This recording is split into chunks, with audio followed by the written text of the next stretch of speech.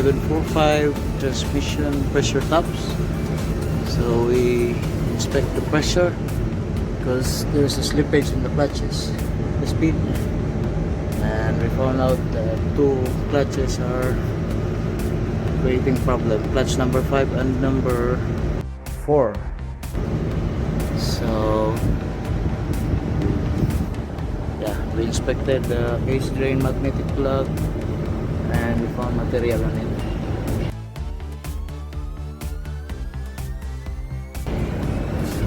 It's out. There is your line going to the filter, in and out. That is the clutch number 4 and 5. Here's one, tap clutch